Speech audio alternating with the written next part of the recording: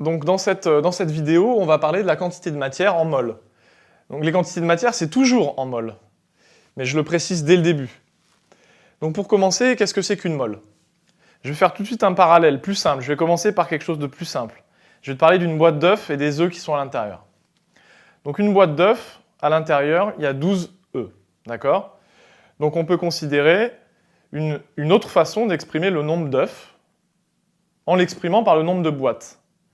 Donc au lieu de parler de 12 œufs, tu vas résumer ça en disant une boîte. Donc tu as une correspondance entre le nombre d'œufs et le nombre de boîtes. C'est qu'une boîte contient 12 œufs.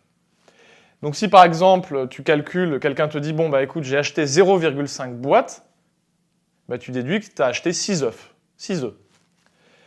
Ici c'est la même chose concernant la mole. C'est-à-dire qu'une mole, ça représente 6,02 10 puissance 23 entités. Alors les entités, ça peut être des atomes, des molécules, des ions. Donc j'aurais pu mettre 6,02 10 puissance 23 molécules, mais ce serait réducteur. Donc c'est pour ça que j'ai utilisé ce mot entité, qui peut-être peut te perturber, mais te laisse pas distraire par ce mot. Donc une mole égale 6,02 10 puissance 23 entités. Donc premier exemple. Imaginons que face à toi, tu aies affaire à 6,02 10 puissance 23 atomes de cuivre. Eh bien ça fait précisément une mole de cuivre du coup. Maintenant, un exemple un tout petit peu plus compliqué. Si tu as affaire à 3 fois 10 puissance 21 molécules de H2, mais les molécules, c'est toujours des entités, hein, c'est pour ça que j'avais utilisé le mot entité, pour que ça passe partout, à la fois pour les atomes ou pour les molécules. Eh bien, ce nombre de molécules, combien ça représente de moles? Eh bien, là, il faut diviser par 6,02 10 puissance 23 pour trouver 5 10 puissance moins 3 moles. Donc, ça veut dire que c'est cette quantité de molécules d'hydrogène là, qui est faramineuse, hein. 3 fois 10 puissance 21, c'est un 3 avec 21 zéros derrière. Finalement, une fois qu'on le convertit dans l'unité des moles, ça en fait plus que 5 10 moins 3, c'est-à-dire 0,005.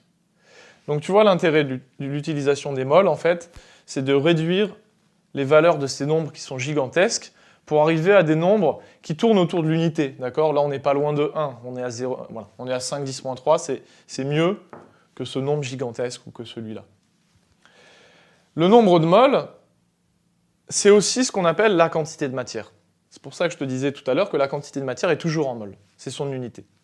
Donc son unité, c'est la mole, avec un E, mais quand on l'abrège, c'est MOL, sans E. Donc maintenant, comment on peut faire pour calculer la quantité de matière à partir du nombre d'entités grand N? Donc là, on va juste réutiliser ce qu'on a vu, mais on va associer des variables à tout ça. Donc déjà, cette valeur-là, 6,02 10 puissance 23, elle porte un nom, ça s'appelle le nombre d'Avogadro. Je l'ai écrit ici, grand N petit a, c'est le nombre d'Avogadro, et donc il vaut 6,02 10 puissance 23. Commençons par quelque chose de simple. Si dans chaque mol, il y a 6,02 10 puissance 23 entités, donc le nombre d'entités, c'est grand N. Si je connais le nombre de moles, eh ben, j'ai juste à multiplier par le nombre d'Avogadro pour avoir le nombre d'entités. Imagine qu'ici, il y ait une mole. Combien il y a d'entités? Ben, il y en a bien le nombre d'Avogadro. Si j'ai 2 moles, ben, je vais avoir 2 fois 6,02 10 puissance 23 entités. Et ça me donnera bien, ce 2 fois 6,02, ça me donnera bien le nombre d'entités que j'ai. Donc grand N est égal à petit n fois le nombre d'Avogadro. Mais du coup, si tu fais passer le nombre d'Avogadro de l'autre côté, tu te retrouves avec petit n qui est égal à grand N divisé par le nombre d'Avogadro. Et c'est cette relation qu'il faut que tu connaisses. Ou celle-ci, d'accord? Tu passes de l'une à l'autre facilement, là c'est des maths. Donc le nombre de moles, la quantité de matière, c'est égal au nombre d'entités divisé par le nombre d'Avogadro. Alors maintenant, on va passer à la masse molaire. La masse molaire d'un atome, pour commencer. Donc la masse molaire d'un atome, c'est la masse d'une mole de cet atome. Son unité, du coup, c'est en grammes par mol. Hein, ça paraît logique, puisque c'est la masse d'une mole. Et là, il y a tout un tas de valeurs que tu trouveras au fur et à mesure des exercices, des contrôles. Là, je t'en donne un exemple, et c'est aussi pour te montrer comment on le note. Donc M majuscule, c'est la lettre associée à la masse molaire. Ensuite, on ouvre une parenthèse et à l'intérieur, j'indique H comme hydrogène. Et je ferme la parenthèse. Donc ça veut dire, ça se lit, la masse molaire de l'hydrogène.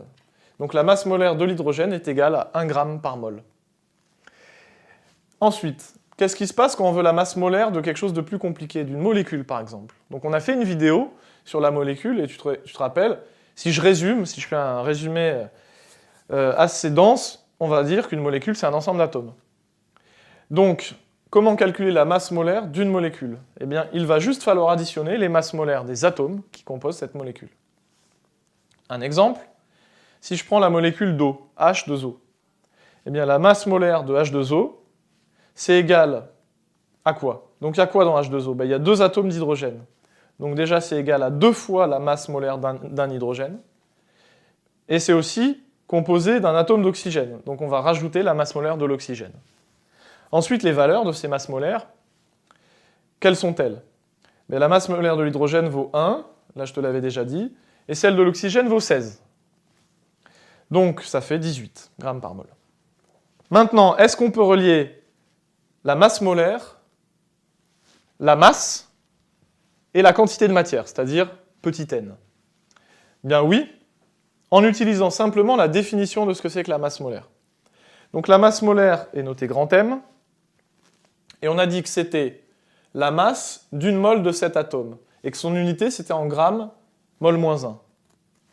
Donc la masse molaire, c'est une masse sur une quantité de matière. C'est une masse en grammes sur une quantité de matière en mol. Donc on arrive tout naturellement à une relation qui est que la masse molaire grand M est égale à la masse petit m divisée par la quantité de matière petit n. Cette relation, elle est très importante et tu verras dans la vidéo suivante concernant des calculs sur les quantités de matière qu'on va la réutiliser assez intensivement.